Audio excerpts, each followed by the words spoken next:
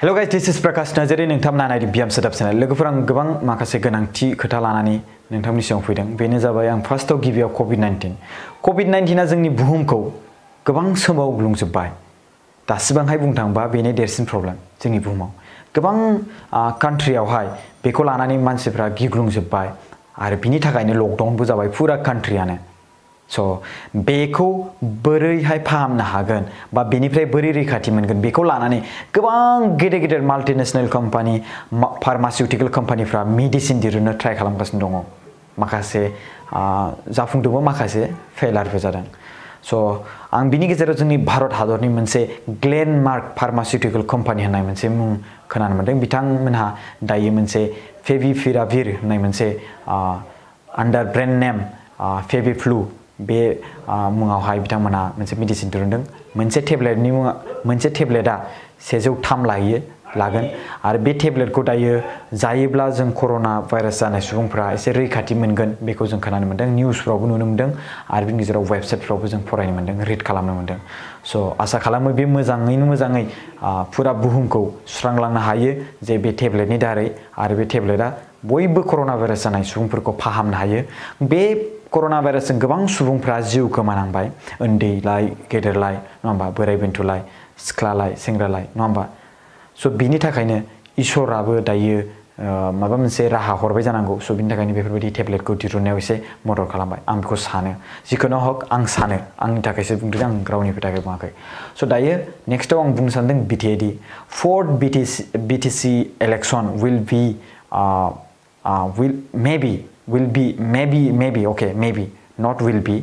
be held on first week of July माने मा होनदों फोर्थ बिटिसि इलेक्सन सिगाङावथ' खेनथाम जाखांबाय नालाय दा मोनब्रै जासिन ना स' फोर्थ बिटिसि इलेक्सना जुलाइनि फार्स्ट विकआवनो गिबि विकआवनो बा गिबि सप्तायावनो जागोन बायदि बेखौ होनदों but it is not a final declare guys बे फाइनाल डिक्लेयार नङा जास्ट बेखौ जानो हागौ बेखौसो आन्दाजै बुंदों स' दायो नोंथांमोनाव राइट टाइम दंसै नङा होमबा you have a right time to choose right person right candidate सोरनो जोङो पावारखौ होनो सोरनो जों एमसिएलए पावारखौ होनो नङा होमबा स' नोंथांमोनाव दायो टाइम दंसै don't sell your vote for 10,000 for 1,000 for 5,000 for आठुवा कम्बल लाइक दिस मिथिबायना इउपिपिएलनि आरो बिपिएफनि गेजेराव सोर सासे केन्डिडेटआ मोजां नोंनि थाखाय आं पार्टिखौ बुङाखै बबे मोनसे केन्डिडेटआ नोंनि थाखाय मोजां जागोन यु केन चुज दिस अके यु केन चुज दिस स' मोनफ्रोमबो पार्टिनि गेजेराव सोरबा सासे सुबुङा मोजांबो थायो नङा होमबा स' दायो गोबां पार्टि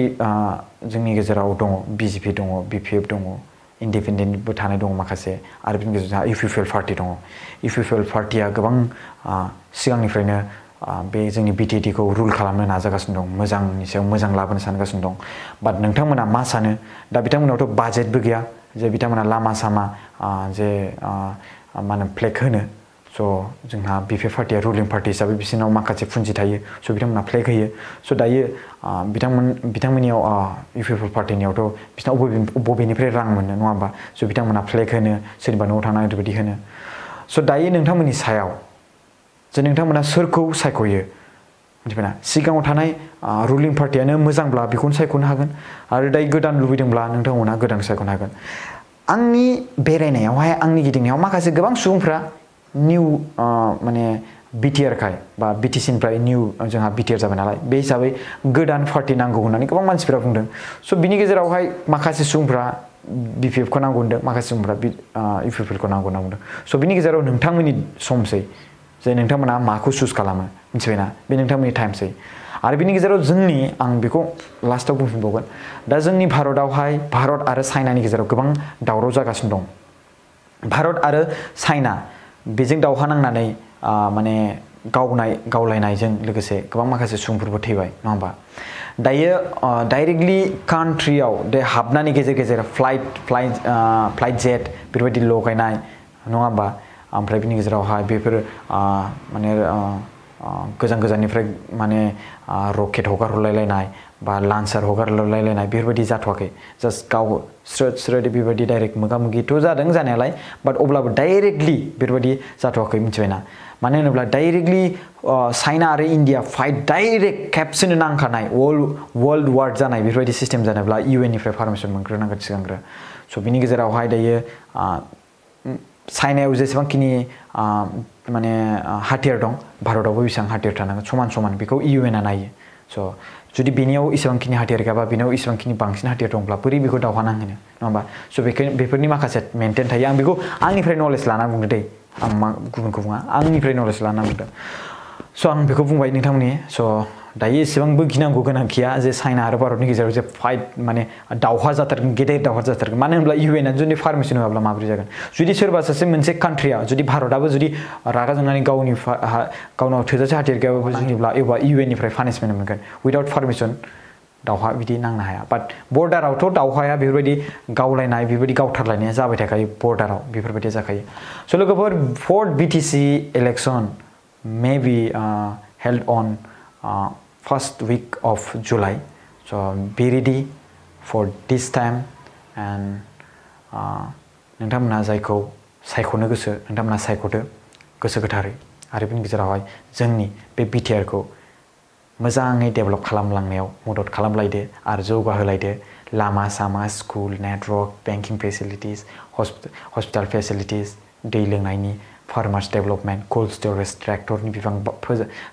BCTC मोनफ्रोमावबो होनो नाजानाय माखासे सुबुंफोरखौ मदद खालामदो थेंक इउ सो माच गाइस खुलुमबाय आरो माखासे सुबुंफोरा बेखौनो बुंदों कि ट्रेक्टर होनाय आं बे मोनसे बाथ्राफोरखौ बुंनो सानदों कि जोंहा रिफेन दैमारि सारा मोनसे बाथ्रा बुंदोंमोन कि जोंहा गोविन्द सारा ट्रेक्टर होनो नागिरदों मोनफ्रोमबो BCTC आवहाय मोनसे मोननै स' बिनि गेजेरावहाय आं रिफेन दैमारि सारनाव सोंदोंमोन बाट रिफेन दैमारि सारा बुंदों हाया बेफोरबायदि हाया बाट गोविन्द सारा इन फ्रन्ट अफ केमेरा बेफोरबायदि बुंदोंब्ला अब्ला निस्सय हाथावनाबो नङा होमबा बेबोथ' ओरैनो बुंनाय नङा स' जुदि होआब्ला जुदि होनो हायाब्ला अब्ला बै समाव नोंथांमोनहा माबा मोनसे बुंनो हालायगोन नङा होमबा स' आं बेखौनो बुंनो सानो गुड इभिनिं थेंक इउ सो माच खुलुमबाय